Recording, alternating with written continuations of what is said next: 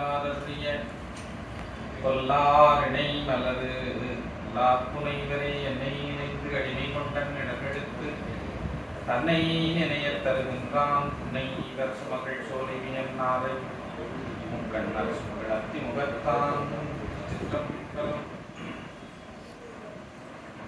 வேதியா வேத கீதா விண்ணவர் எண்ணா என்றென்று ஓதியே மலர்கள் கூவி ஒரு நீரின் கடல்கள் காண பாதியோர் பெண்ணை வைத்தாய் படர் சடை மதியஞ்சூர் ஆதியே ஆலவாயில் அப்பனே அருள் செய்யாயி உலகலாம் நம்புவதற்கு அறியவன் நிலவுலாவி நிர்மலிமொழியின் அழகிச் சூரிய நம்பலத்து ஆடுவான் லட்சணம்படி வாழ்த்தி வணங்குவான் சிற்றம்பலம் நம பார்வதி பதே ஹர மகாதேவா. இந்த திவ்யமான சேத்திரத்தின் கண்ணியத்தில் கோயில் எழுந்தருளி நமக்கு நல்வாழ்வு தந்தருளும் ஸ்ரீ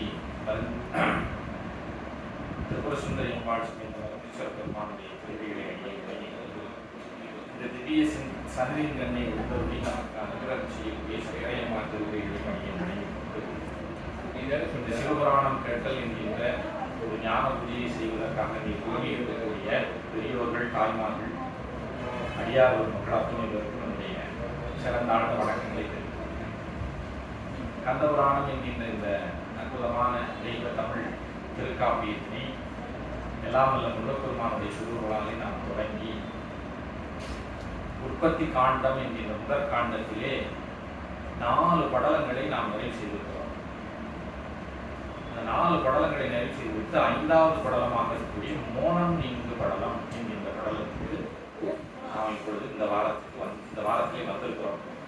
திரு கைலாச படலம், பார்ப்பரி படலம், மேரு படலம், காமதகன படலம், இந்த 4 படலங்களை நாம் சிந்தனை செய்திருக்கிறோம்.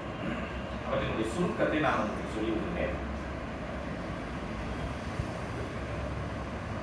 கைலாயத்திலே எழுந்துள்ளிருக்கக்கூடிய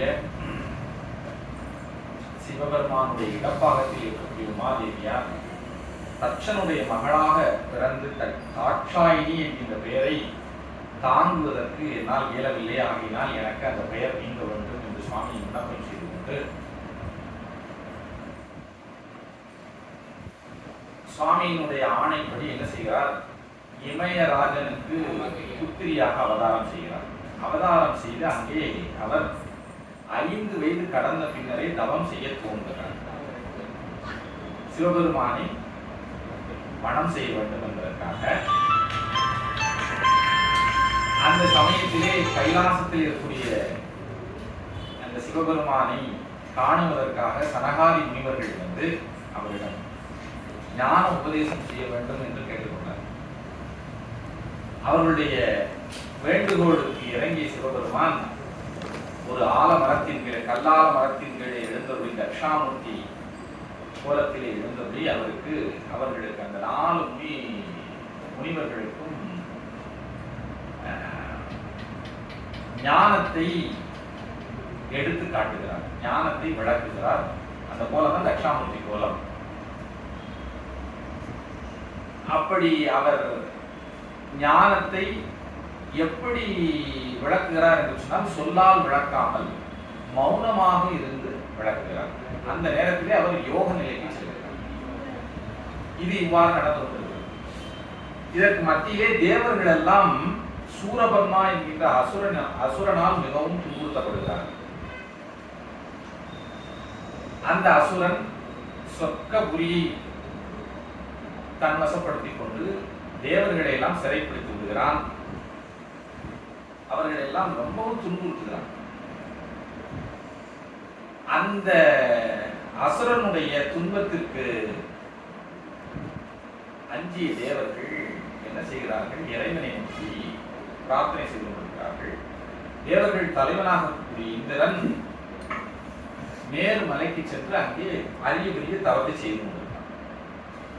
அப்பொழுது சுவாமி அவர்களுக்கு பிரத்யட்சமாகி என்ன சொல்கிறார்னா, தட்சனுடைய யாகத்திலே நீங்கள் பங்கேற்றுக் கொண்ட காரணத்தினால் ஏற்பட்ட பாவத்தின் தொடர்ச்சியினால்தான் நீங்க சூரபன்மாவினால் இப்பொழுது துன்புறுத்தப்படுகிறீர்கள் அப்படின்னு சொல்லிவிட்டு எம்மிடத்திலே ஒரு குமாரனை தருவோம், அந்த குமார கடவுள் சூரபன்மாவை சங்காரம் செய்வார் அப்படின்னு அருள் பண்ணுகிறார். இந்திரன் மிகுந்த மகிழ்ச்சி அடைந்தான். ஆனா என்ன, இறைவன் இங்கே யோகத்தில் இருக்கிறார் தட்சிணாமூர்த்தி கோலத்திலே, இறைவி தவத்தில் இருக்கிறார். இப்பொழுது இவர்களுக்கு இடையிலே திருமணம் நடக்க வேண்டும். அதன் பின்னர் தான் முருகப்பெருமானுடைய அவதாரம் நிகழ முடியும். எப்படி இதை நிகழ்த்துவதுன்னு அவருக்கு மிகப்பெரிய வருத்தம் வருகிறது. உடனே அவர் சென்று பிரம்மதேவரை அணுகுகிறார். பிரம்மதேவர் மகாவிஷ்ணுவை அணுகுகிறார். அவர்களெல்லாம் சேர்ந்து ஆலோசனை செய்து மன்மதனை அவரிடத்து அனுப்பி மன்மதனுடைய மலரம்புகளால் அவருக்கு காம எண்ணத்தை நாம் உருவாக்க வேண்டும் சொல்லி இவர்கள் என்ன செய்கிறார்கள், ஒரு திட்டமிட்டு மன்மதனை அனுப்புகிறார்கள். மன்மதன் எவ்வளவோ சொல்லி மறுக்கிறான், நான் அங்கே செல்ல மாட்டேன்னு. அதையெல்லாம் நம்ம விரிவா சிந்தனை பண்ணலாம். அதன் பின்னர் ஒருவாறு வேற வழி இல்லாமல் சம்மதித்து, ஏன்னா பிரம்மதேவர் என்ன சொல்லிவிட்டாரா, நீ போகாவிட்டால் உன்னை சபித்து விடுவேன்னு சொன்னார்.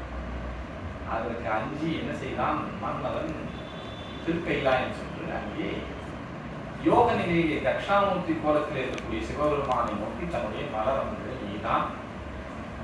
அப்பொழுது என்னவாயிற்று, சுவாமி அந்த யோகத்தில் இருந்து நீங்கி சிறிதே அவனை பார்த்தான், அவன் எரிந்து சாம்பலான். இதுதான் காமதகன படலத்திலே நாம் பார்த்தோம். அவன் எரிந்து சாம்பலாகிய பின்னர் அவனுடைய மனைவியாக இருக்கக்கூடிய ரதி தேவி அழுது புலம்பியதே ஒரு 10 பாடல்களுக்கு மேல் ஆசிரியர் பாடியிருக்கிறார். அவற்றில் சில பாடல்களை எல்லாம் நாம் சிந்தனை செய்தோம்.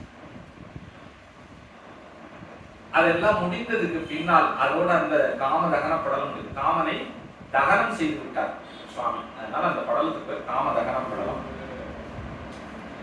அதன் பின்னர் மோனம் நீங்கு படலம். இப்போ என்ன காரணத்துக்காக மன்மதனை அனுப்பினார்கள் அப்படின்னு சொன்னா, அவர் யோகத்தில் இருந்து நீங்கி உடனடியாக போய் உமாதேவியாரை இமயமலையிலே தவம் செய்து கொண்டிருக்கக்கூடிய பார்வதி அன்னையை திருமணம் செய்து கொள்ள வேண்டும், அந்த ஆசையை அவர் உண்டு பண்ணணும் அப்படிங்கிற நோக்கத்துலதான் மன்மதனை அனுப்பினார்.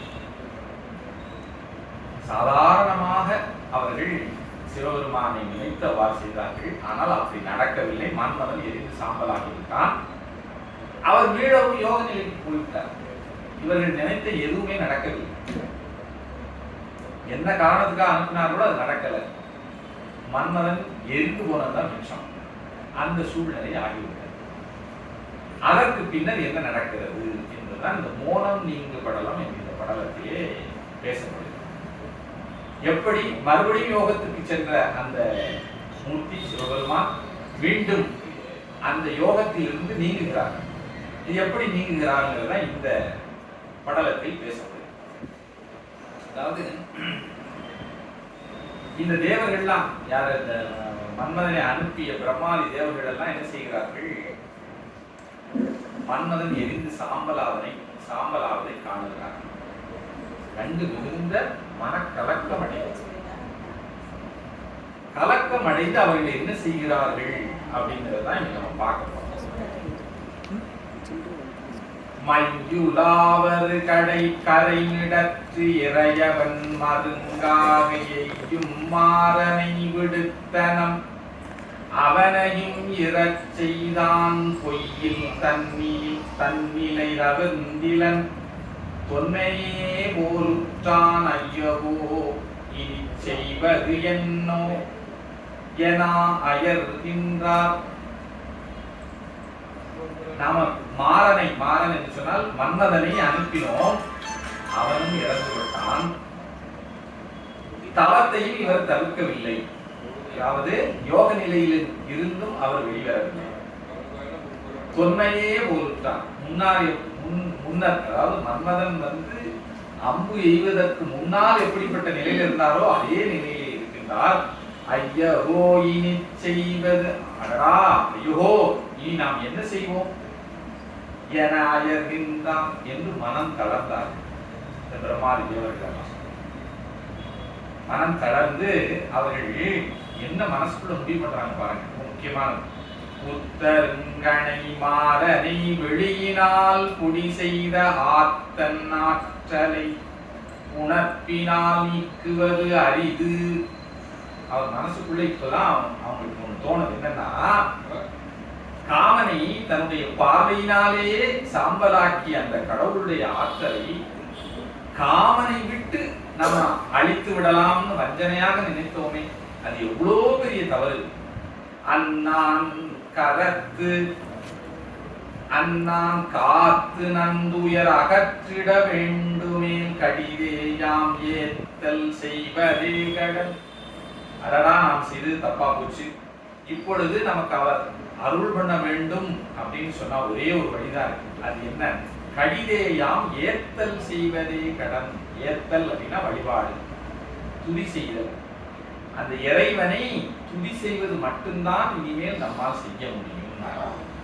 என யாவரும் இசை உற்றார், எல்லோரும் அதற்கு இசைந்தார்கள். நீங்க சொல்றதுதான் சரி.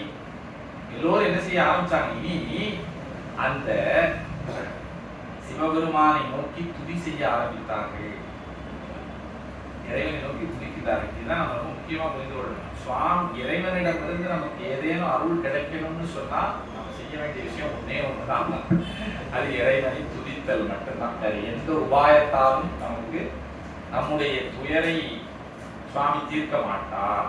அதுதான் இந்த இவர்கள் என்ன செய்தார்கள்? மன்மதனை அனுப்பி அவரை தன்வசப்படுத்தி விடலாம் நினைத்தார்கள், மன்மதன் வசப்படுத்தி விடலாம் நினைத்தார்கள். அது அங்கே நடக்கவில்லை.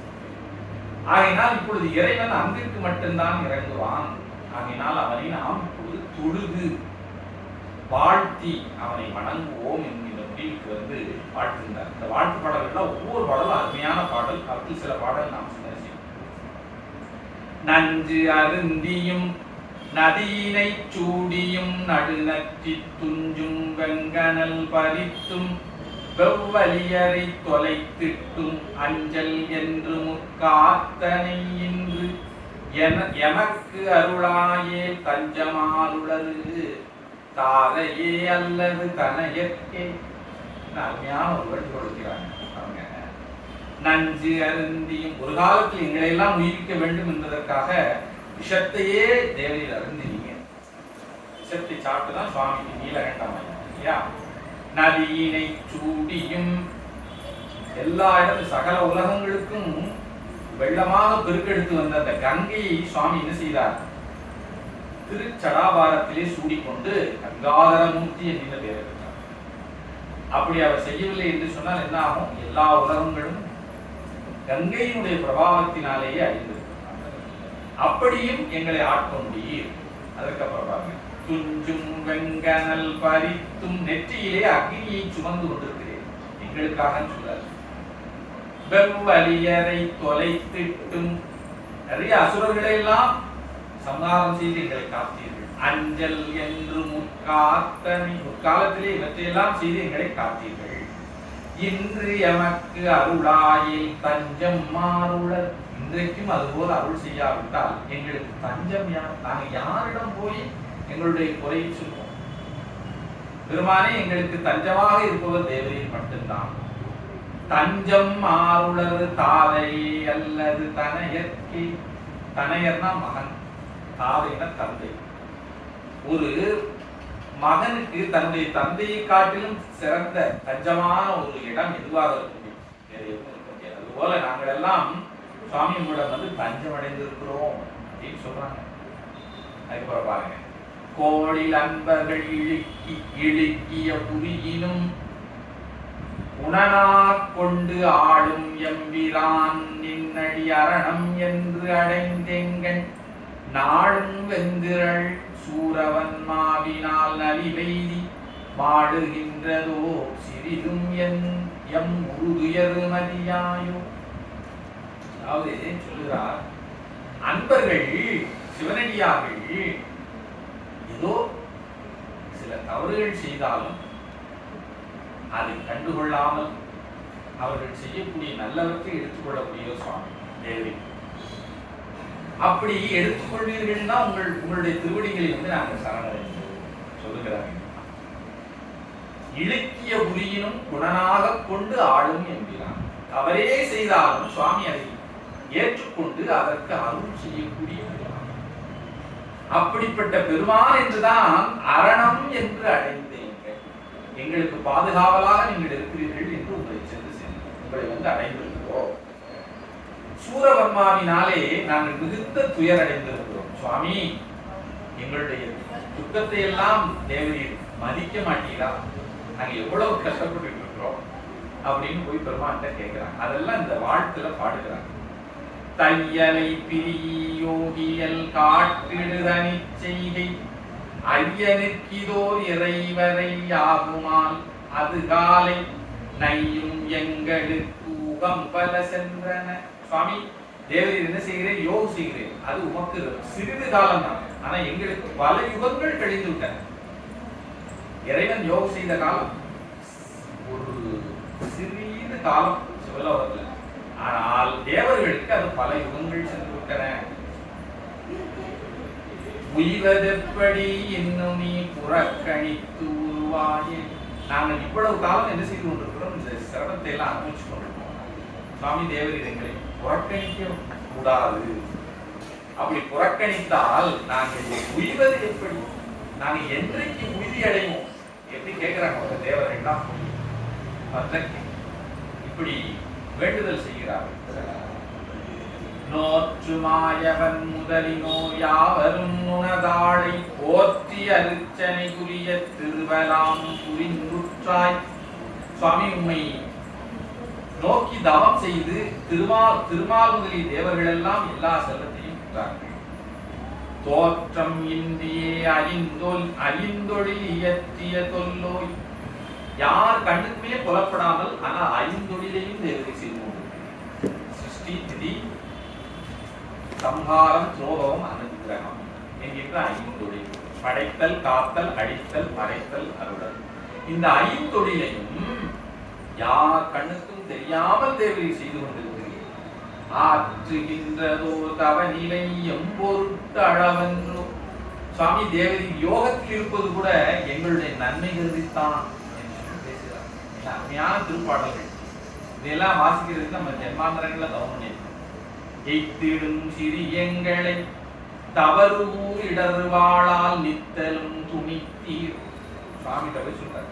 சுவாமி நாங்க ஏற்கனவே ரொம்ப சிரமப்பட்டு இருக்கோம், ஆனா அதை பற்றி கொஞ்சம் கூட கவலைப்படாமல் நீங்க என்ன செய்கிறீர்கள்? மேலும் மேலும் சிரமத்தை கொடுத்து நித்தலும் இடர் வாழால் துணித்தீர். இடர் அப்படின்னா துன்பம். துன்பம் என்கின்ற வாழினாலே நாள்தோறும் எங்களை வெட்டி கொண்டிருக்கிறீர். துணித்தல்னா வெட்டுதல்.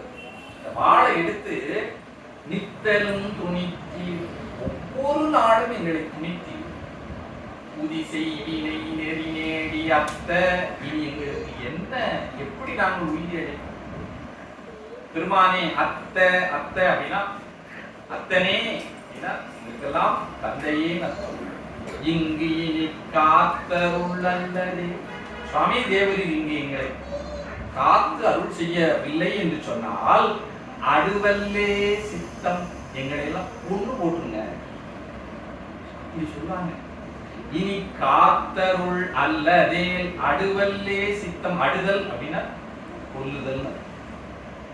சுவாமி தேவரி எங்களை கொல்வதற்கு சித்தம் வைக்கிறோ?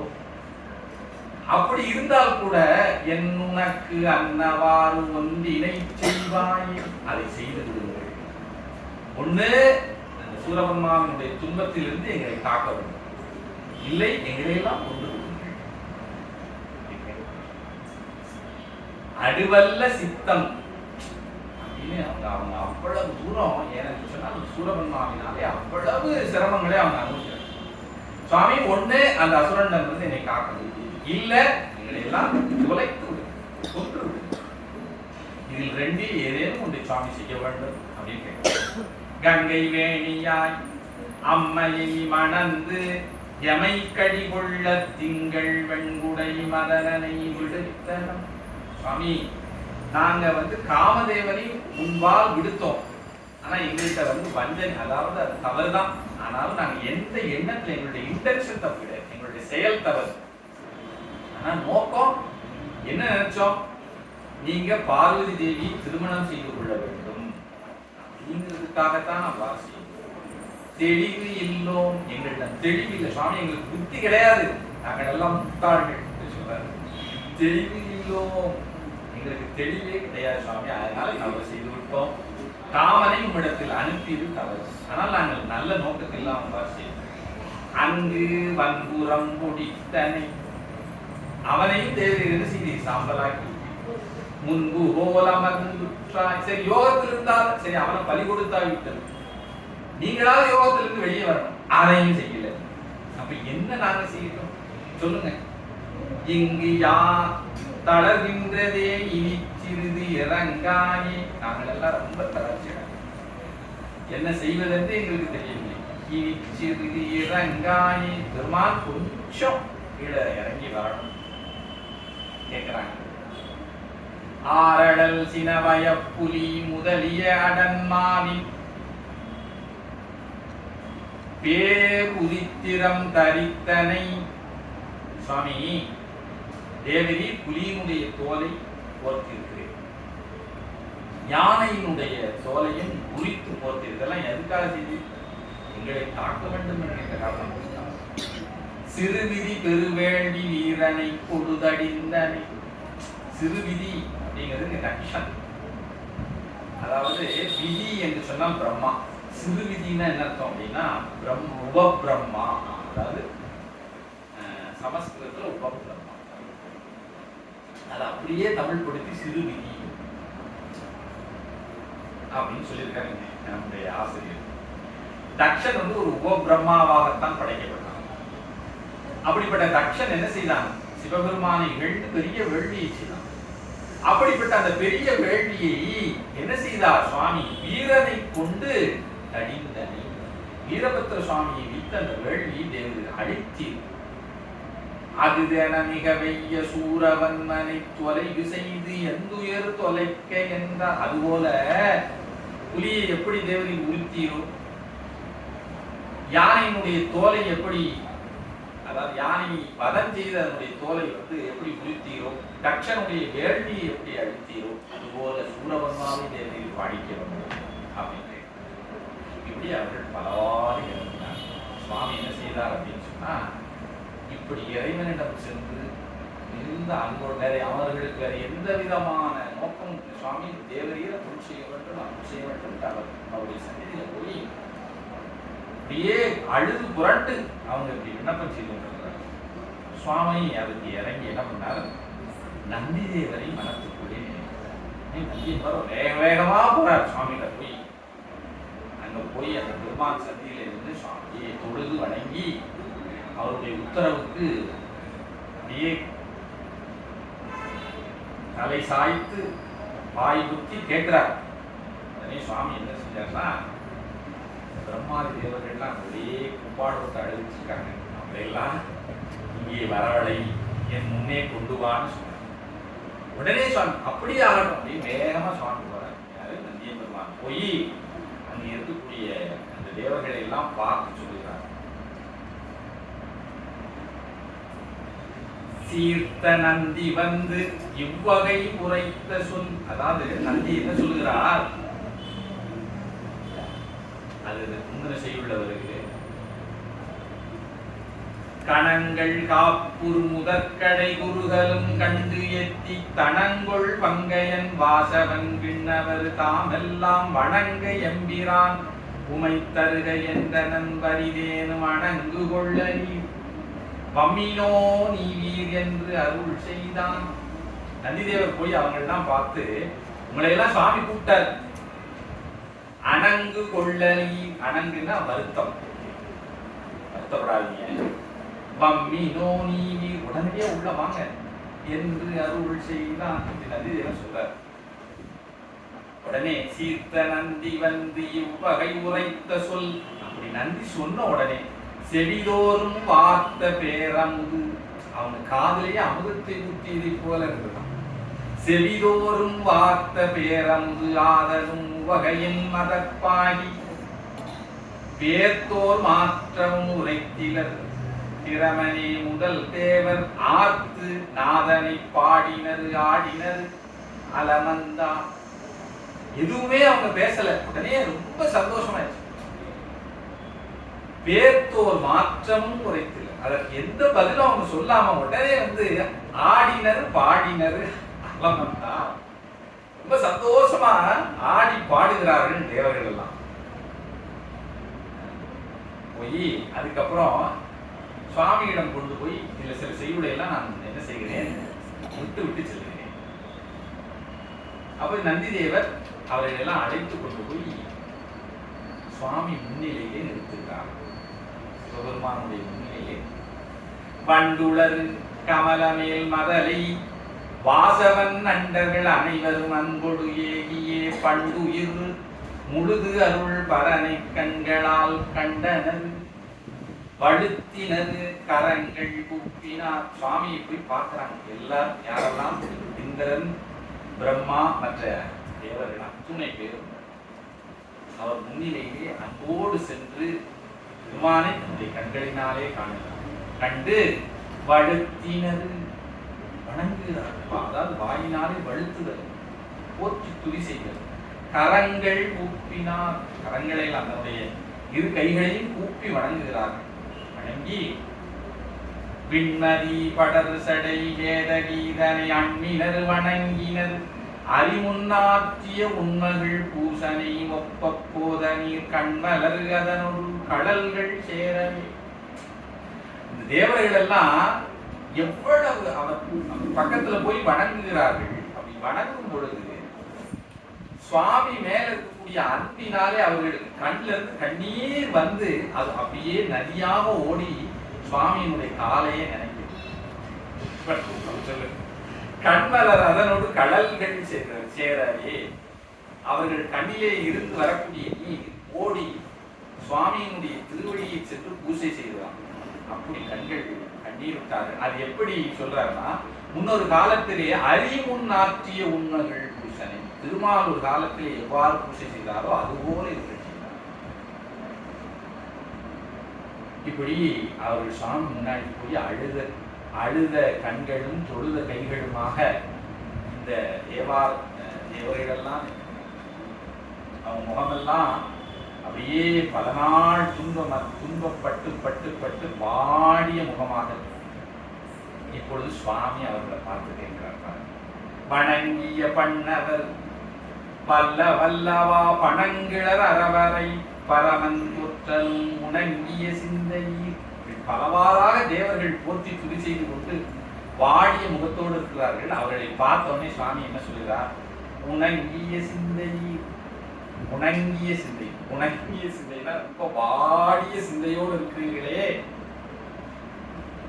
உமது வேண்டலும் அணங்குரு நிலைமையும் அறையின் என்னவே. உங்களுக்கு என்ன வேணும்? உமது வேண்டல், உங்களுக்கு என்ன வேணும் சொல்லு. அணங்குரு நிலைமை, நீங்க இவ்வளவு வாடி இருப்பதற்குரிய காரணம் என்ன? இதை அறையின் என்னவே சொல்லுங்கள். ரெண்டு தான். முதல்ல எடுத்த உடனே பாருங்க, நீங்க ஏன் வாடி இருக்கிறீங்கன்னு கேட்கல. அவர் முதல்ல என்ன கேட்கிறாரோ, உமது வேண்டலும், உங்களுக்கு என்ன வேணும். அதுக்கப்புறம் நீங்க ஏன் வாடி இருக்கீங்க.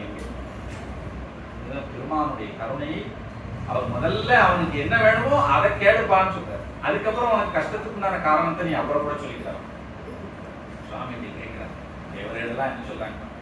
பேருகம் அளப்பில பெயர்தல் இந்தியே சூரனது ஆணையின் துயர்பட்டு ஆழ்ந்தனம். எடுத்த உடனே சொல்றாங்க. அதாவது எப்படி நாங்க துன்பப்படுகிறோம்னு சொன்னா, ஒரு நொடி பொழுது ஒரு யுகம் போல கழியும்படியான துன்பத்தை எங்களுக்கு சூரபன்மா. ஒரு சினிமா பார்க்கணும்னு வச்சுக்கோங்க, நமக்கு பிடித்த ஒரு திரைப்படத்தை நீங்க பார்க்கணும், 3 மணி நேரம் அது ஓடுனா கூட அது நமக்கு நல்ல இனிமையான ஒரு உணவு நமக்கு பசியோட போய் சாப்பிட போறோம். ஒரு 10-15 நிமிஷம் நல்லா சாப்பிட்டு முடிச்சதுக்கு அப்புறம் 15 நிமிஷம் 20 நிமிஷம் ஆயிடுச்சா அப்படின்னு நமக்கு தோணும். ஆனா பஸ் ஸ்டாண்ட்ல போய், நீங்க பஸ் ஸ்டாப்ல போய் ஒரு பஸ்ஸுக்காக வெயிட் பண்ணுங்க. ஒரு நிமிஷத்துக்கு ஒருக்க என்ன செய்வோம்னா கிடையாத பார்ப்போம். ஏன்னு சொன்னா அந்த ஒரு நிமிஷம் நமக்கு அதிகமான நேரமாக இருக்கும். அது மாதிரி நமக்கு துன்பம் ஏதோ ஒன்று நிகழ்துன்னு வச்சுக்கோங்க. இப்ப நம்ம தூங்குறோம், 10 மணிக்கு படுத்தாச்சு, எந்திரிச்சு பார்ப்போம் மணி 6. எத்தனை மணி நேரம்? 8 மணி நேரம் போயிடும். அது 8 மணி நேரம் எப்படி போச்சுன்னு தெரியாது. ஆனால் ஏதோ பிரச்சனை, மனசெல்லாம் சரியில்லை, கண்ணை மூடி தூங்குறோம், தூக்கம் வரல, பார்த்தா 11 மணி. அப்புறம் பார்க்குறோம் 11, அப்புறம் எந்திரிச்சு பார்த்தா 12, 12, 1 இதே போது அந்த ஒரு 8 மணி நேரம் ஒரு நிமிஷமாக கழிகிறது எப்பொழுது நாம நல்லா தூங்கும்.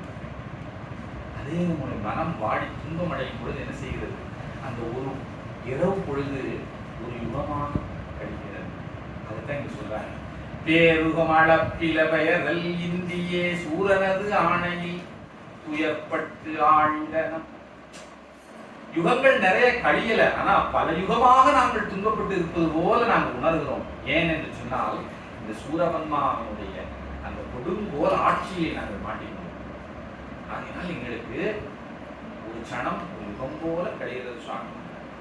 காருகள் கந்தர கடவுள் நீயலாது ஆருளர் அடியே அடியரே மலக்கண்ணிக்குவார். காருகள் கந்தர கடவுள் பெருமானே, நாங்கள் எல்லாம் உய்தியடைய வேண்டும் என்பதற்காக ஒரு காலத்திலே எழுந்த நஞ்சை உண்டே. அப்படி நஞ்சை உண்டு நீலகண்டன் என்கின்ற நாமத்தை பெற்ற தேவரீர் அன்றி எங்களுக்கு ஆருளர், எங்களுக்கு வேற யார் இருக்கிறார்கள்? அடியரே அலக்கண்ணிக்குவார், எங்களுடைய அலக்கண். அலக்கண் அப்படின்னு சொன்னா துன்பம். நிறைய தமிழ் சொற்கள் வருது பாருங்க. ஒரு இடத்துல என்ன சொல்றாரு, அணங்குறு நிலைமை, நீங்கள் துன்பப்பட்ட வருந்திய நிலையை சொல்லுங்க. இதுல அலக்கண், அலக்கண்ணா துன்பம். பல சொற்கள் தமிழ். நம்ம தமிழையெல்லாம் படிக்கணும்னு சொன்னா அது நமக்கு ஒரு தவம் தான். நமக்கு தமிழ்னா என்னன்னு தெரியாம வாழ்ந்து. அடியரே அலக்கண்ணி, எங்களுடைய துன்பத்தை நீக்குவார் தேவரீர் அன்றி வேறு யார் இருக்கிறார் சுவாமி? எங்களுக்காக விஷத்தையே குடித்தீர். அப்படிப்பட்ட ஊடை திருவடிகளை நாங்கள் சரணடைந்திருக்கிறோம். ஆயவஞ்சூரனது ஆவி நீக்கவோ சேயினை அருளுவான் சிமயமாகிய மீமுயர் வரையிடையேவி நோற்றிடும் மாயையின் முதல்வியை மணத்தல் வெண்டு. சுவாமி, அந்த கொடுமையான சூரன் இருக்கிறாங்க, அந்த சூரபன்மா ஒரு ஒரு நிமிஷத்தையும் எங்களுக்கு ஒரு யுகமாக மாற்றிக் கொண்டிருக்கக்கூடிய அந்த சூரனை சம்ஹாரம் செய்வதற்காக தேவரீர் உம்மிடத்து ஒரு சேயினை தோற்றுவிக்க வேண்டும். உம்மிடத்து குமாரக்கடவுளை முருகப்பெருமானை தோற்றுவிக்க வேண்டும். அதற்காக இமயமலையிலே தவம் செய்து கொண்டிருக்கக்கூடிய மாயையின் முதல்வி, மாயையின் முதல்வி சொல்றார். மாயையின் முதல்வியாக இருக்கக்கூடிய பார்வதி தேவியை மணந்து அருள் செய்ய வேண்டும் பெருமானே. இதுதான் என்னுடைய வேண்டுதல். ரெண்டுக்கும் பதில் சொல்லிட்டாங்க. ஒண்ணு, அணங்குறு நிலைமை, அவர்கள் துன்பப்பட்டிருக்கக்கூடிய நிலைமை என்னன்னு சொல்லிட்டாங்க சூரபன்மா. ரெண்டாவது, அவர்கள் வேண்டுவது என்ன, நீங்க கல்யாணம் பண்ணிக்கிட்டு ஒரு குழந்தையை, அவ்வளவுதான். இப்படி உடனே பெருமான் என்ன சொல்லுகிறார் சாமி, புங்கவர் யாவரும் பொறுமல் கொள்ள நீர். சாமி, அந்த தேவர்களை எல்லாம் நீங்க இந்த சிவபெருமான் பேசுவதாக இதுல வந்து பாருங்க, அந்த செய்யுளை மட்டும் படிக்கணும். அதை மட்டுமே எடுத்து போட்டு ஒரு நூலா போடலாம்.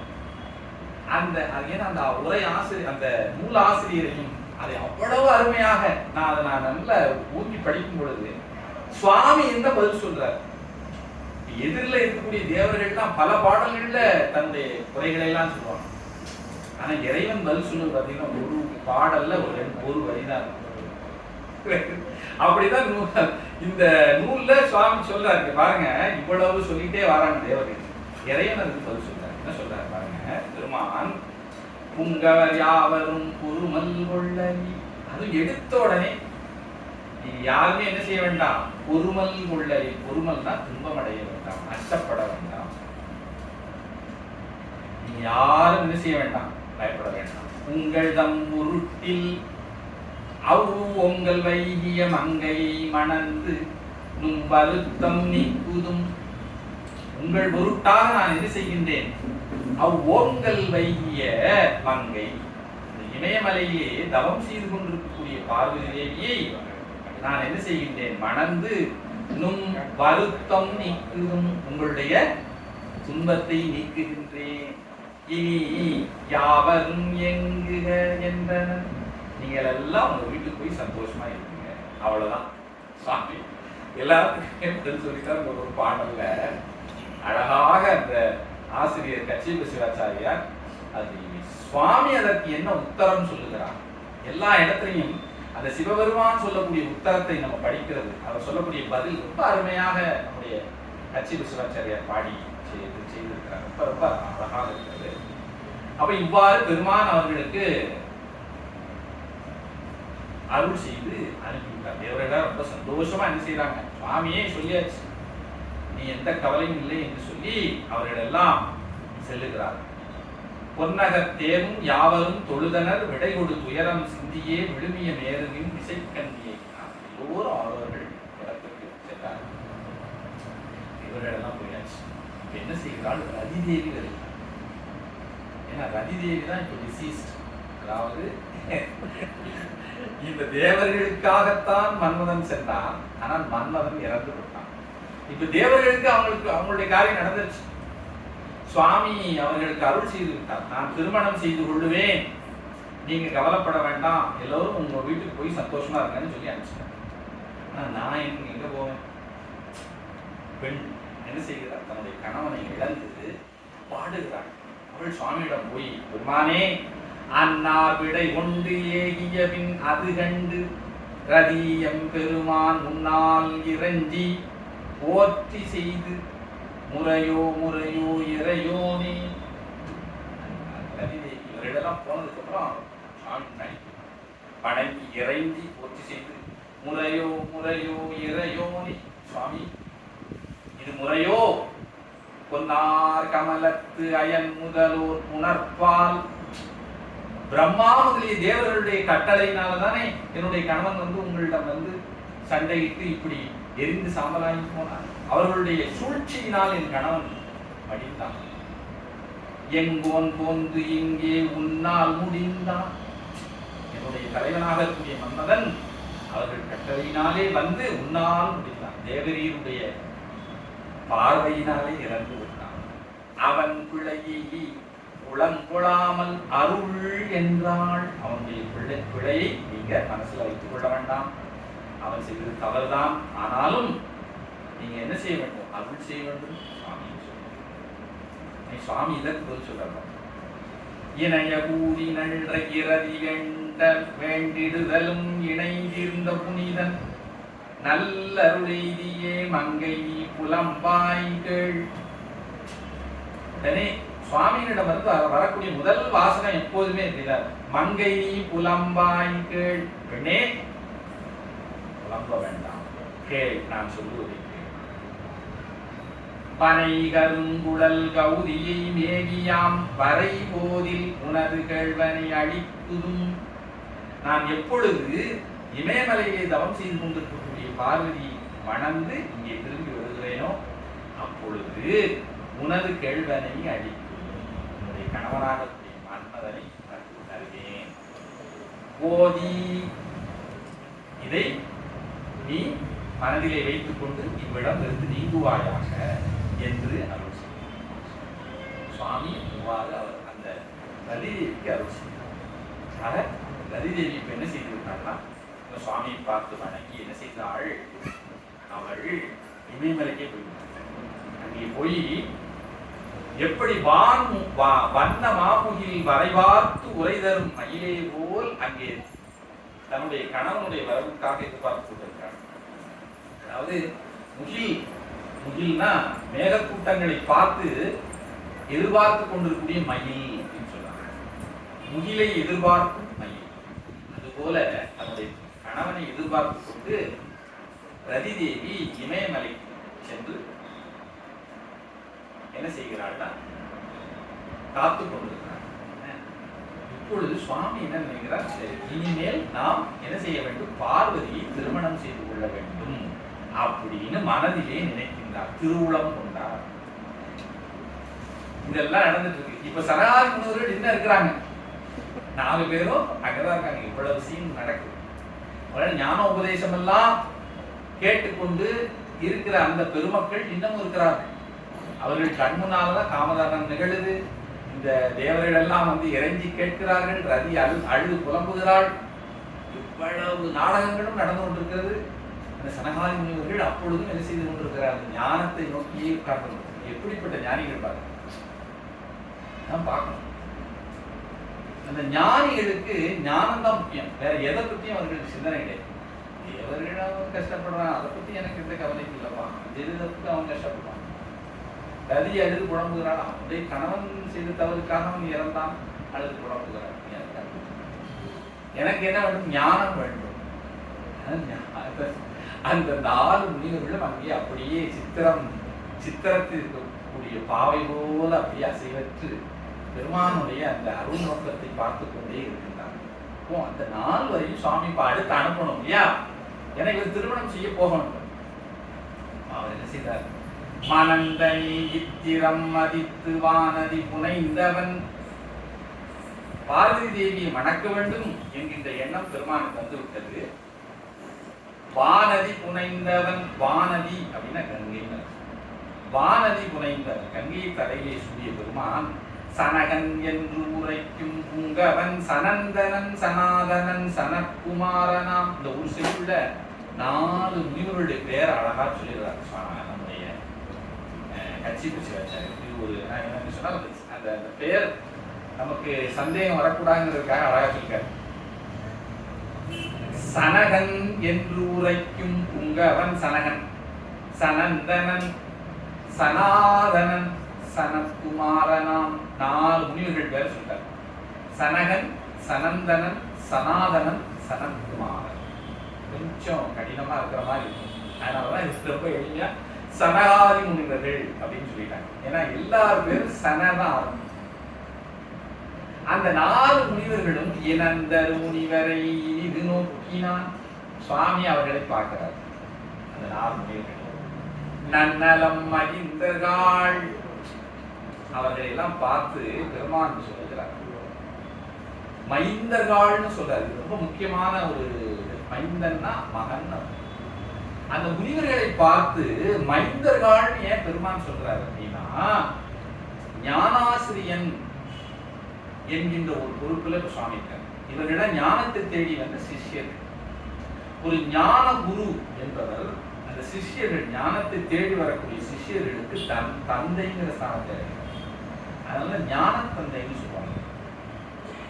நம்ம மடங்கள்லாம் இல்லையா, திருக்கைலாய பரம்பரை. இப்போ ஒரு ஆசிரியர் இருக்கிறார், அவரோட உபதேசம் பற்றி இன்னொரு மாணவர் இருக்கிறார்.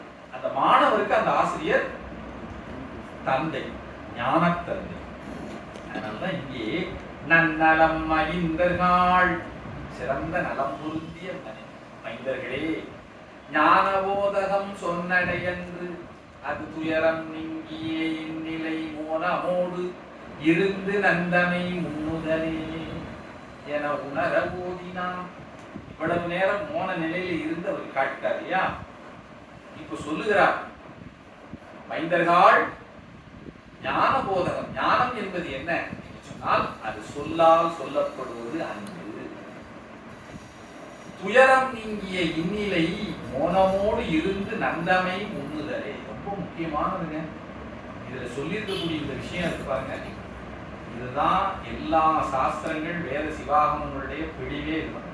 ஒரே செய்யுள்ள தெளிவ ஞான போதகம் என்பது, ஞான நிலை என்பது என்ன என்று சொன்னால், அது மனதிலே எந்த விதமான ஒரு துயரமும் இல்லாமல், இந்த இடத்துல துயரம் நீங்கியே அப்படின்னு ஒரு வார்த்தையை போட்டிருக்கிறார். துயரமும் இல்லாமல் என்ன சொன்னா, எந்த விதமான மலத்தொடக்கும் இல்லாமல், நம்ம சித்தாந்த பூர்வமா அதுக்கு பொருள் சொல்லணும்னா அப்படின்னு மலத்தொடக்கு இல்லாமல், அப்பதான் நம்முடைய மனம் துயரம் நீங்கிய நிலையில இருக்கும். இல்லைன்னா நாம இங்க உட்கார்ந்துட்டு இருப்போம், உட்கார்ந்துட்டு ஓம் நம சிவாய, பால் எப்போ பொண்ணு தெரியலையே, ஓம் நம சிவாய, பையன் வேகமா ஓடி வரான், ஓம் நம சிவாய, பெல்லடிச்சு யாரும் போய் பாரு. அப்போ மனதுல இது துயரம் நீங்க நிலை கிடையாது. நம்ம சுவாமியை எப்படி நினைக்கிறோம், அந்த மாதிரிதான் நம்ம நினைச்சிட்டு இருப்போம். நம சிவாய, சங்கரனே பாதம் பொட்டி பொட்டி, அதாவது மழை பெய்து பாரு, கதவை சாத்துமா, இது துயரம் நீங்க நிலை கிடையாது. துயரம் நீங்க நிலைனா அப்ப நமக்கு ஏன் அந்த துயரம் எல்லாம் வருது? சார் இதுல என்ன சார் தப்பு இருக்கு, செய்ய வேண்டியது செஞ்சுதானே ஆகணும் அப்படின்னு நம்ம சொல்றோம் இல்லையா. நம்முடைய மனம் அவ்வாறு பல்வேறு விதமான தொடக்குகளால பீடிக்கப்படுது. அதற்கு காரணம் நம்முடைய கர்மம், அதற்கு காரணம் மலம். ஆக இந்த மல தொடர்பு இருக்கிற வரைக்கும் உங்களுடைய துயரம் நீங்கவே நீங்க ஐயா. நம்ம ஒரு காலம் என்ன செய்ய முடியாது, இறைவனை மனம் ஒன்றி பிரார்த்தனை பண்ண முடியாது. ஏதோ ஒரு பிரார்த்தனைங்கிற பேர்ல நம்ம ஒன்று பண்ணுவோம். சுவாமி அதுக்கு கொஞ்சம் கொஞ்சமா சிறிதாக இந்த பக்குவம் வந்து நமக்கு என்னைக்கு வருமோ அப்பொழுதுதான் அந்த ஞான நிலையை நம்ம கைவிட முடியும். விளங்குவதற்காக சொல்லுகிறேன். துயரம் நீங்கிய மோன நிலை என்பது மலம் நீங்கி அவர்கள் இறைவனை உண்ணுகிறார்கள், மனதினாலே தியானம் செய்கிறார்கள். உண்ணுதல்னா தியானித்தல், தமிழ்ல உண்ணுதல். இந்நிலை மோனமோடு இருந்து நந்தமை உண்ணுதலே. இப்படி துயரம் நீங்கிய மனநிலையோடு இருந்து எந்த சொல்லும் இல்லாமல் சொல் கடந்த நிலையிலே இருந்து நந்தமை உண்ணுதல், பரம்பொருளாக இருக்கக்கூடிய சிவத்தை மனத்திலே தியானித்தல். இதுதான் என்ன செய்தல். இப்ப இந்த இடத்துல மனத்திலே தியானித்தல் கூட சொல்லக்கூடாது. ஏன் அப்படின்னு சொன்னா மனம் என்பதே ஒரு மாயா காரியம் தான். மோனமோடு இருந்து நந்தமை உண்ணுதல். அதனால மோனத்தை ஏன் சொல்லுகிறார்னு சொன்னா சொற்களே மாயா காரியமாக, சொல்லினாலே நாம நினைத்தாலே அது வந்து மாயா காரியத்துக்கு உட்பட்ட விஷயம்தான். சொல்லை தாண்டிய நிலை, சொல்லுலகத்தை தாண்டி ரொம்ப நான் என்ன சொல்றேன்னா இந்த செய்யுள் வந்து அதான் எல்லா விதமான ஞானத்தின் குழியிலேயே எங்க சுவாமி சொல்றாரு. அப்படி சொல் கடந்த நிலை, எல்லா விதமான மாயா காரியங்களும் நீங்கிய ஒரு நிலையிலே தான் சுவாமி இருக்கிறார். அதுதான் வந்து இறைவனுடைய சொரூப லட்சணம் என்று சொல்லப்படக்கூடிய இடம். அந்த இடத்திலே இருக்கக்கூடிய பெருமானை சொல் கடந்த நிலையிலே நாமல் அந்த ஞானி என்ன செய்கிறார்னா தியானிக்கிறார். அது விளங்கி கொள்வது ரொம்ப ரொம்ப கடினம் அது. ஆனா இப்பொழுது இப்படி நாம எடுத்துக்கொள்வோம். நம்ம வந்து இதெல்லாம் பல சாதகங்கள் செய்து செய்து செய்து ஞானத்தை நோக்கிய ஒரு பிரயாசையோடு பலகாலம் தவம் செய்து சரியை கிரிய யோகமெல்லாம் கைவந்து அதுல நிறைய விஷயங்களை கடந்துதான் ஞானம் கைவரும். இதுதான் வந்து அந்த சாஸ்திர நூல்கள்லாம் சொல்லுவாங்க. ஞானம்ங்கிறது அவ்வளவு ஒரு உயர்ந்த நிலை. அதுதான் இங்கே சொல்லுகிறாங்க. மோனமோடு இருந்து நந்தமை உண்ணுதலே. இப்ப ஞானிகள் என்ன செய்கிறார்கள்னா முழுக்க முழுக்க அந்த தியானத்தில் மட்டும்தான் இருக்கிறாங்க, வேற எதுவுமே செய்ய மாட்டாங்க. சும்மா இது சொல்ல என்றாலுமே அம்மா உழன்றும் அறிந்திலனே அரணீர்நாதர் பாடுறது இல்லையா. இப்ப சொல்லறன்னு சொல்றாரு இல்லையா, சும்மா இரு சொல்லற. சொல்லற அப்படிங்கிறதா மோனமோடு அப்படின்னா, மோனம்னா மௌனம்,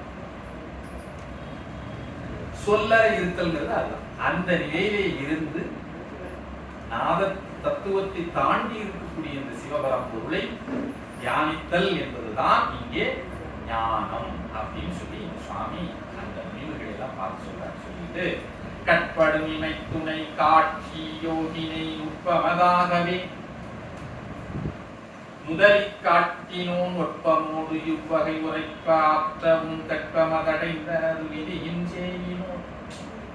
சுவாமி இதெல்லாம் சொன்னதுக்கு அப்புறம் விதியின் செய்யினோர், விதினா பிரம்மா, பிரம்மாவினுடைய புத்திரர்களாக இருக்கக்கூடிய சனகாதி முனிவர்கள் தெளிவடைந்தார்.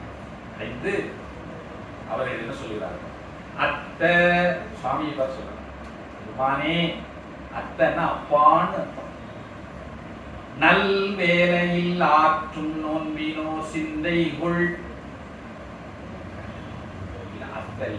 அந்த நல் வேலை, நான் தான் தவறா பாடிட்டேன். அந்த நல் வேலையில் ஆற்றும் நோன்பினோர் சிந்தைகுள் அன்போடு சிவன் பொற்றாள் முறை வந்தனை செய்து நம் அருக்கை நீங்கியே விந்தனம். அந்த முனிவர்கள் எல்லாம் சுவாமியினுடைய திருவடிகளை வணங்கி வந்தனை செய்து நம் அருக்கை நீங்கியே உயிர்ந்த நம், எங்களுடைய மனதிலே இருந்த மயக்கமெல்லாம் நீங்கி நாங்கள் வீதியடைந்தோம் என்று உரைத்து போற்றினார் என்று சொல்லி சுவாமியை வணங்குகிறார். போற்றலும் அத்துணை புனிதன் இன்றிலிருந்து வீடூரி. ஒரே வார்த்தை முடிச்சிட்டார். இனிமே நீங்க என்ன செய்யுங்க, இதே மாதிரி நிட்டையிலே இருந்து வீடூரி, வீடு வெற்றி அடையுங்கள். அவ்வளவுதான். மேற்றிகள் எம்பதம் மேவு வீரியனாற்றாற்றினன், எம்முடைய திருவடிகளை அடைவீர். ஏனா சாற்றினன் விடுத்தனன் தவத்தினோர் தமை அப்படின்னு சொல்லி நீங்க இனிமே கிளம்பலாம். நீங்க போய் என்ன செய்யுங்க, நிஷ்டையிலே இருந்து எமது திருவடியை அடைந்து வீடு வேறு அடைவீர்களாக அப்படின்னு சொல்லி அவர்களுக்கு விடை கொடுத்து சுவாமி அனுப்பிவிட்டார். எல்லாரும் அனுப்பிச்சாச்சு. தேவர்கள் வந்து வரம் கேட்டார்கள், கொடுத்தாச்சு. ரதி வந்து தன்னுடைய கணவன் வேண்டும் என்று சொன்னால் கேட்டாள், கொடுத்தாச்சு. இந்த முனிவர்கள் ஞானத்தை கேட்டுக்கொண்டிருக்கிறார். ஒவ்வொருத்தரும் ஒன்னொன்னு கேட்கிறாங்க. ரதி தன் கணவனை வேண்டும் என்று கேட்கிறார், கேட்கிறாள். தேவர்கள் எல்லாம் சூரபன்மாவை கொல்ல கேட்கிறாங்க. இந்த ஞானிகள்லாம் வந்து சுவாமியை பார்த்துட்டே இருக்காங்க. ஞானத்தை எங்களுக்கு சொல்லணும். ஒருத்தர் ஞானம் கொடுக்க வேண்டியிருக்கு, ஒருத்தர் உயிரோட எழுப்ப வேண்டியிருக்கு, ஒருத்தர் உயிரை தொலைக்க வேண்டியிருக்கு. இவ்வளவு சுவாமி செய்யணும். எல்லாருக்கும் அதற்கதற்குரிய பதிலை அவரவருக்கு வேண்டியவற்றை சுவாமி கொடுக்கிறார். இந்த மோனம் நீங்க படலத்தில் அதான் நம்ம பார்க்கணும். சுவாமி என்ன செய்கிறார், அவரவர்களுக்கு என்ன வேணுமோ அதை ஞானம் வேணுமா ஞானம் வேணுங்கிறவருக்கு ஞானம். என் கணவன் எனக்கு வேண்டும், கணவன் கிடைக்கும், கிளம்பு. சூரபன்மாவினால் நாங்கள் துயரடைகிறோம், அவர்களை சுவாமி தொலைக்க வேண்டும், தொலைச்சிருவோம். நீங்க அதுக்கு முதல்ல போய் திருமணம் செய்து குமார கடவுளை தருவோம், நீங்கள் செல்லுங்கள். எல்லாருக்கும் அவங்க வேண்டியதெல்லாம் கொடுத்து இப்பொழுது சுவாமி என்ன செய்கிறார், திருமணம் செய்வதற்காக செல்ல வேண்டும். இல்லையா? அதற்கு முன்னால் இதோடு இந்த மோனம் நீங்க படலம் நிறைவு. அதுக்கு தவங்கான் படலம் அப்படின்னு ஒரு படலம் அடுத்த படலம். அதை சுவாமி பார்வதி அன்னையினுடைய தவத்தை காண்பதற்காக சொல்லுது. ரொம்ப அற்புதமான பகுதி. இந்த பகுதியை நம்ம சிந்திக்கிறதுக்கு நமக்கு மாத்திரங்கள்ல தவம் பண்ணிக்கிறோம். ரொம்ப அழகா சுவாமி வந்து என்ன செய்கிறார், அன்னையினுடைய தவம் எவ்வளவு உறுதியோடு நடைபெற்றுக் கொண்டிருக்கிறது என்பதை உலகத்திற்கு காட்ட வேண்டும் நினைச்சாங்க. அதுதான் இந்த முதல் செய்தியை சொல்லுகிறார்.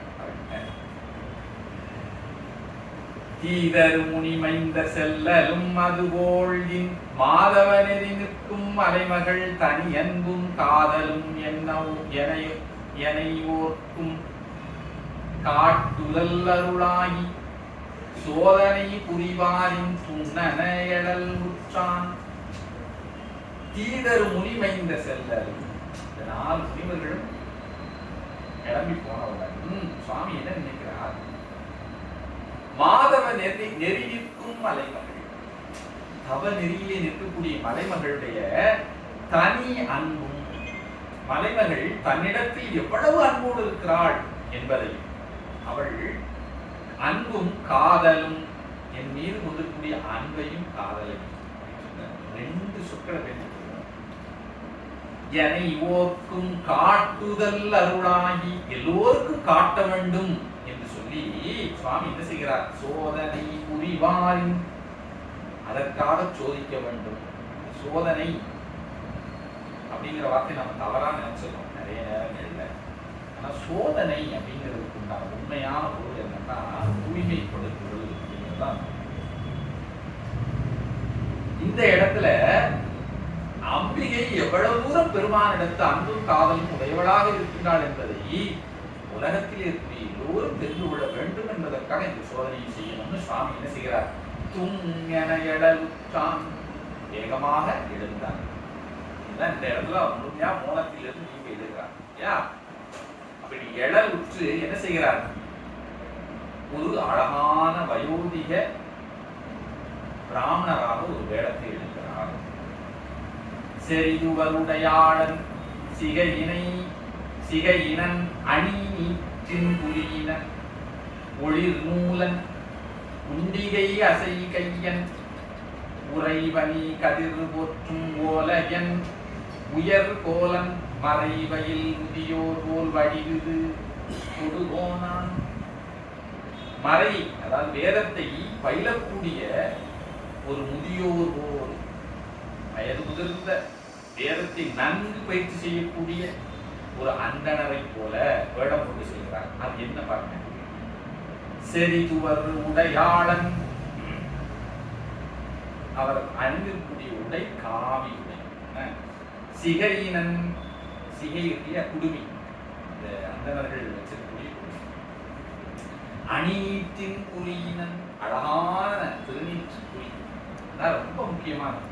யா பஸ்மதாரணம் அப்படின்னு வேதங்கள் எல்லாம் சொல்லி பஸ்மதாரணம் தான் வேதங்களில் சொல்லப்பட்ட விஷயம். இந்த திருநீர் தான் சுவாமி. அதனாலதான் நம்முடைய திருஞான சம்பந்த சுவாமிகள் ஒரு திருநீற்றுப்பதிகம்னு 10 திருப்பாடல் பாடிக்கிறார். நீங்க இறைவன் எந்த கோலத்தை எடுத்தாலும் சரி அதுல திருநீருங்கிற ஒரு விஷயம் இல்லாமலே இருக்காது. அணி நீட்டின் குறியின் அழகிய ஒளி வீசக்கூடிய திருநீற்றை அணிந்திருக்கிறார். ஒளிர் நூலன் முக்குறி நூல் ஒளிவிடக்கூடிய முக்குறி நூலை பூநூல்னு சொல்றோம் இல்லையா. குண்டிகை அசை கையன் கையிலே ஒரு கமண்டலம் அதான் குண்டிகை. அது அசையக்கூடிய குண்டிகையை கையிலே வைத்துக் கொண்டிருக்கிறார். உரை பணி கதிர் போற்றும் ஓலையன் ஒரு சிறிய ஒரு ஓலை குடை வைத்திருக்கிறார். அந்த குடை வெயிலிலிருந்து தன்னை காப்பதற்காகவும் மழையிலிருந்து காப்பதற்காகவும் இருக்கிறார். அதான் உரை பணி கதிர் போற்றும் ஓலையன் உயர் கோலன் ஒரு கோலையும் வைத்து ஊன்றி கொண்டு செய்கிறார். ரொம்ப வயோதிகம் இருக்கிறார். உயர் கோலன் மறைவையில் முதியோர் போல் வடிவு கொடுகோனா இப்படிப்பட்ட ஒரு வடிவத்தோடு சுவாமி அங்கே போகிறார். எங்க இமயமலையிலே தவம் செய்து கொண்டிருக்கக்கூடிய பார்வதி அன்னையுடைய தவச்சாலைக்கு செல்கிறார். சென்று அந்த பர்ணசாலைக்கு வந்தாச்சு. உடனே இந்த அங்கே இருக்கக்கூடிய பார்வதி தேவியினுடைய செடியர்கள் இருக்கிறாங்க. அவங்களாம் ரொம்ப வேகமாக அவரை பணிந்து வணங்கி என்ன செய்தார்கள்? சுவாமி, இப்படிப்பட்ட உயர்ந்த சிகரமாக இருக்கக்கூடிய இந்த மலையில எப்படி நீங்க வந்தீங்க? இது ஒரு அசாத்தியமான விஷயமாச்சேன்னு சொல்லி அவரை அழைத்து இதை கேட்டு சொல்லுகிறார்கள். உடனே சுவாமி என்ன சொல்றாரு அப்படின்னா, பார்வதி அன்னையினுடைய தவத்தை நான் கேள்விப்பட்டு அதை காண வேண்டும் வந்தேன் அப்படின்னு சொல்லி உடனே அவர்களெல்லாம் போய் பார்வதியிடம் சென்று சொல்லுகிறாங்க. மாதிரி இந்த பார்வதற்காக ஒரு வயது கோலத்துல ஒரு மறையவர் இருக்கிறார் அப்படின்னு சொல்லி அவர் வேகமா அம்மா என்ன செஞ்சாங்க, அவரை வரவழைச்சு குடிக்குவாங்க. அதை பார்த்த உடனே அன்னை என்ன மனசில் நினைத்தாள்? உய்த்தலும் இவர் எந்தைக்கு ஒரு பருவினரந்து என்னுடைய தந்தையார் போல இவர் இருக்கிறார். பத்திமை படுவாளால் பார்ப்பதி தொடலோடும் மைத்துணை என நின்ற விசையையோ தவிசித்து நித்தனை உரை நித்தாள். நிமலையும் அயல் நின்றாள். என்னுடைய தந்தைக்கு சமமானவராக இருக்கின்றார் சொல்லி உடனடியா அவருக்கு என்ன செய்யுங்க, தன்னுடைய சேடியர்களில் விசைங்கிறத நம்ம விஜயா அப்படின்னு நம்ம புழக்கத்தில் சொல்லுவோம். சேடியில தோல் உடனடியா ஒரு சேர, ஒரு ஆசனம், ஒரு தபிசுனா ஆசனம், ஆசனத்தை விட்டு அவரை அமர செய்தார்கள். அன்னை அயல் நின்றாள். கொஞ்சம் தூரமா, பக்கத்துல வரவே இல்லை. சேடியர்கள் தான் இதெல்லாம் என்ன செய்யறாரு, அவர் பக்கத்துல போய் செய்ய வேண்டியதுதான் செய்து இப்படி அவருக்கு தவிசித்து வைத்திருக்கிறார்கள். அவரும் அதில் அமர்ந்துகிறார். அமர்ந்து கொண்டு அடுத்து அவர் என்ன செய்கிறார் பாருங்க. அப்பொழுது உமை தன்னை ஆதரவோடு பாரா செப்புதல் அறிதாம் திருநலன் அடி வெய்த மெய்ப்பொடு தசை ஒல்க மிகுதவம் முயல்கின்றாய். எப்பொருள் விளைவுற்றாய் எண்ணியது முறை என்றான். சுவாமி என்ன கேட்கிறார்? அரசனுக்கு மகளாக இருக்கக்கூடிய நீ எவ்வளவு போகத்தோட இருக்கலாம் இல்லையா? ஆனா அதையெல்லாம் விட்டு விட்டு திரு நலன் அழிவை, உன்னுடைய அழகு அழியும்படியான உன்னுடைய மெய், அதாவது மெய்ப்பொடு தசை ஒல்க, உடல்ல இருக்கக்கூடிய தசையெல்லாம் சுருங்கும்படியாக மிகுதவம் முயல் என்றால் பெரிய தவறு செய்யும்.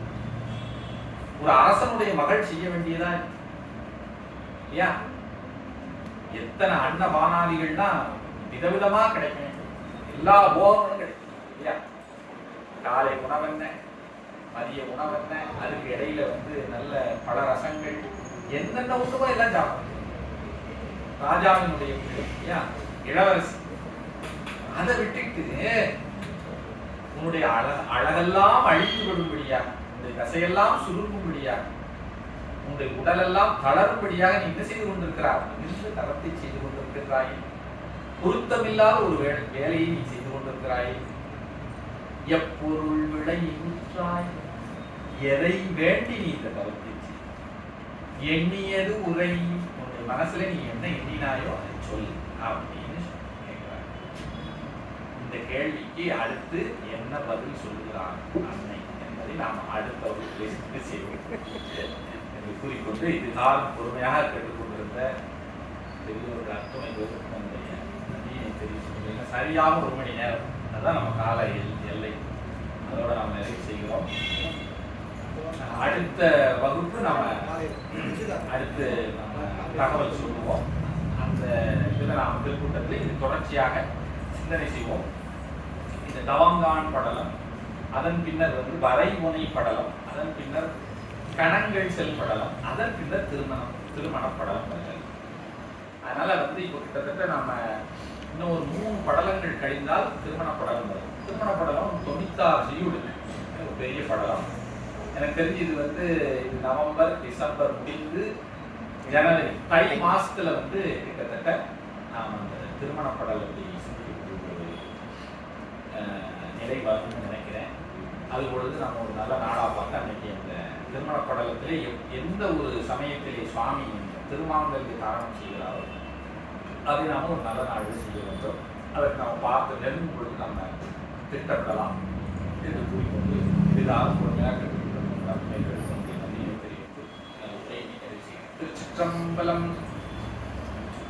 ஆறிரு தடந்தோள் வாழ்க, அறுமுகம் வாழ்க, பக்தி கூறு திறனிவேல் வாழ்க, உக்குடம் வாழ்க, செவ்வேளேறிய மஞ்சை வாழ்க, யானைதன நன்கு வாழ்க, மாறிலா வள்ளி வாழ்க, யாரெல்லாம் வான்மையில் வடாது வீக, மறிபடம் சுரக்க, மன்னன் பொறுமுறை அரசு செய்க, உரையிலாது உயிர்கள் வாழ்க, நான்மறை அறங்கள் பொங்க நற்றமும் வேள்வி மல்க, மேன்மைகள் செய்வ நீதி விளங்கு உலகம் எல்லாம். திருச்சிற்றம்பலம். அரகர நம பார்வதி பதையே.